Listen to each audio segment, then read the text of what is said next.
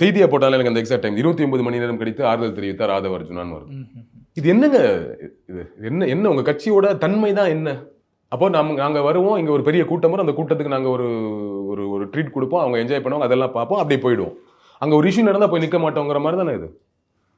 அங்க போங்களேன், போலீஸ் உங்களை உள்ள விடாம இருக்கட்டும், இல்ல அங்க இருக்கக்கூடிய இப்படி மக்களுக்கு ஆயிடுச்சு உங்களான்னு சொல்லி 2 பேர் உங்களை தாக்குதல் நடத்தட்டும். என்ன அதுதான் எனக்கும் டவுட்டா இருந்துச்சு. நம்மள பார்க்க வந்த கிரௌட் தான் இப்படி ஒன்று ஆயிடுச்சுன்றப்போ திரும்ப நம்மளே அட்டாக் பண்ணா என்ன பண்றது ஒரு பயம் இருக்குமோன்ற மாதிரி யோசனை. அட்டாக் பண்ணட்டுமே, அந்த அட்டாக்ல ஒரு நியாயம் இருக்கும்ல. அவனுக்கு இமிடியேட் எப்படி ரியாக்ட் பண்ண முடியுது அப்படிதான் ரியாக்ட் பண்ணுவான். இப்போ நான் உங்க கூட்டத்துக்கு வந்தேன், எனக்கு என் குழந்தைக்கு ஒன்று ஆயிடுச்சுன்னா நான் உங்களை தான் பிடிச்சி அடிப்பேன்.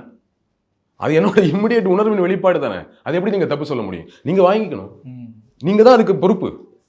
இதுக்கு காவல்துறை பொறுப்பு, அரசாங்கம் பொறுப்புங்கிறதெல்லாம் அவங்களோட கடமை. பொறுப்புங்கிறது வேற, பொறுப்புக்கும் கடமைக்கு வித்தியாசம் இருக்கு. இவங்களோட கடமை அதை எந்த அசம்பாவிதம் இல்லாமல் நடத்தி முடிச்சணும், காவல்துறையோட கடமை, அரசோட கடமை. ஆனா பொறுப்பு யாருக்கு? பொறுப்பு விஜய்க்கு.